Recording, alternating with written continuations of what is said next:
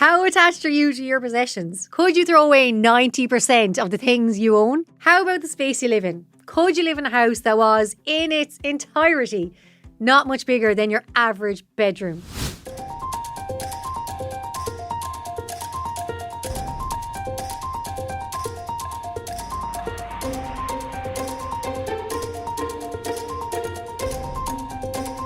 Hello, I'm Meghann Scully and welcome to Energise, the show that looks at sustainability in all its forms and what we all can do to shape a clean energy future.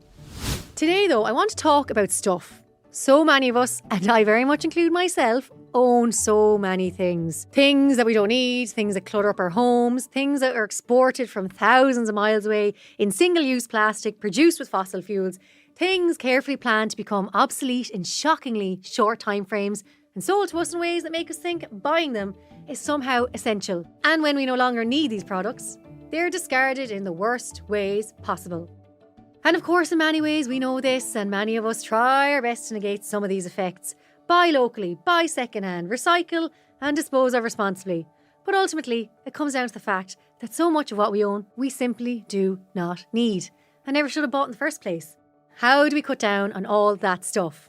Well, one solution is a little more radical than most would go for. In 2020, I was looking for a place to live, living and working in Dublin, and I didn't really like the look of the housing that was on offer in Dublin, so I did something a little bit mad and I quit my job, I sold all of my stuff and I built a tiny house on wheels. Paul's idea was a solution to a different problem, a lack of affordable housing in Ireland. So, with no previous experience, he took all of his savings and built his own tiny house.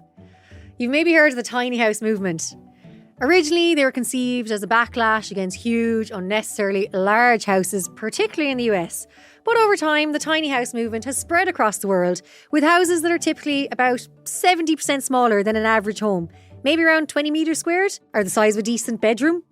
Living in a tiny house means, of course, everything has to have multiple uses, and every possession has to be carefully thought through. Do you need 10 pairs of jeans?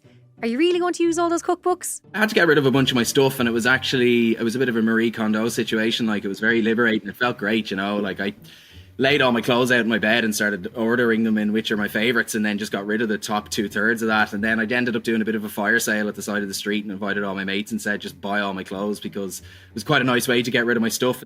Tiny house, tiny number of possessions. Well, that's one way to do it. The other is to simply cut down on what you own. Paul mentioned that getting rid of his possessions was a bit of a Marie Kondo situation. And who better to explain this than a man who trained in the KonMari method, the system used by the world-famous, joy-sparking decluttering expert. I talked to Aidan Gately, who works with people to declutter their homes and their lives. If you're a fan of the RT show Home Rescue, you'll have seen him in action.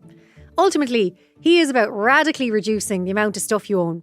Something which is not just great for your home, but for your life and, sure, your mental health too. That's what the KonMari method, I think, is amazing in that it is about creating a more functional living space, but it's the psychological benefits that come from it as well. You know, it's the freeing of your mind. So if you can sit down in the evening and not be looking at clutter that you have to do and we procrastinate about it, once you've done it, it just frees up your kind of headspace to be kind of like, oh, now that I don't have to worry about doing that thing, I can ring a friend, I can go for a walk, I can just read a book or whatever. You know, it just, one of our quotes is that the person you're supposed to be only shows up after tidying, which is quite big, but kind of true as well. So just like Paul, who was faced with having to get rid of almost everything he owned, Aidan works with people to reduce what they own and then to think about consumption more mindfully.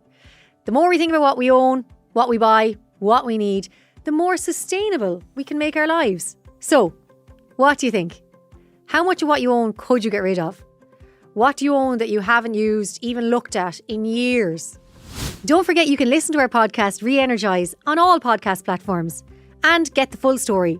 Paul tells us how to build a tiny house with no experience whatsoever and how he's made a career out of building them for others, while we get some top tips from Aidan on how to declutter your life. And we catch up with some people around the country to see how they feel about trying to live more sustainably.